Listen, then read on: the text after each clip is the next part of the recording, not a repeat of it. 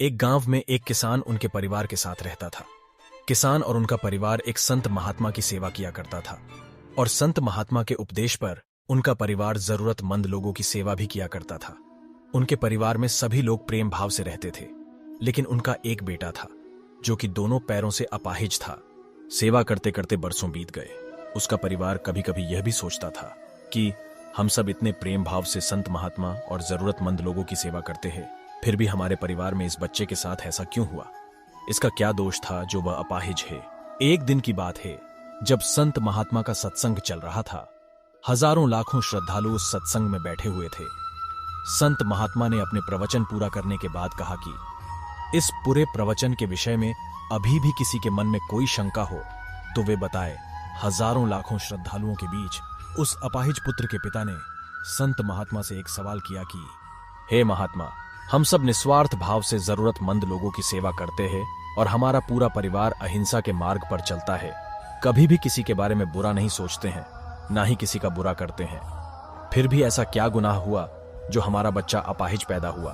फिर गुरु ने जवाब दिया, वैसे तो मैं यह बात नहीं बता सकता, फिर भी आपके मन में दुविधा है तो सुनो। यह जो बच्चा है, जो दोनों टांगों से बेकार है, पिछले जन्म में एक किसान का बेटा था। रोज खेत में अपने पिता को दोपहर में भोजन का टिफिन खेत में देने जाया करता था। एक दिन उसकी मां ने उसे दोपहर में खाना लगा कर दिया और कहा कि बेटा, खाना खाकर पिताजी को टिफिन देकर आ। इसकी मां ने खाना परोस कर थाली में रखा कि इतने में उसके किसी दोस्त ने आवाज लगाई तो यह खाना वहीं छोड़कर अपने दोस्त से बात करने बाहर चला गया। इतने में ही एक कुत्ता घर में घुस आया और उसने थाली में मुंह डाला और रोटी खाने लगा। लड़का जैसे ही घर में वापस आया और कुत्ते को थाली में मुंह डालता हुआ देखकर पास ही में एक लोहे का बड़ा सा डंडा पड़ा हुआ था, उसने यह भी नहीं सोचा कि खाना तो झूठा हो चुका है।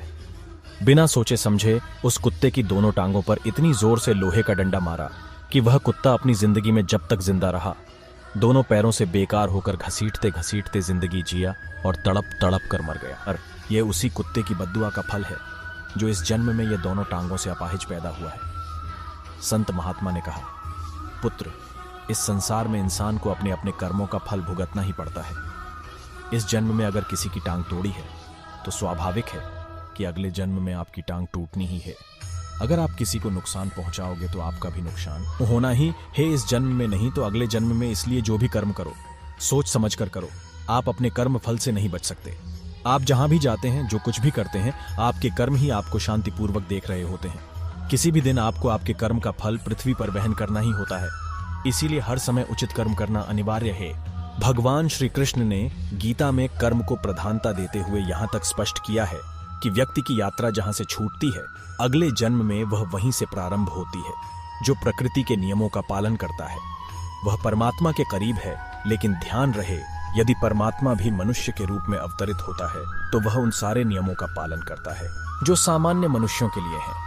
इस जन्म या अगले जन्म में हर बुरे भले कर्म का प्रतिफल निश्चित रूप से भोगना पड़ता है।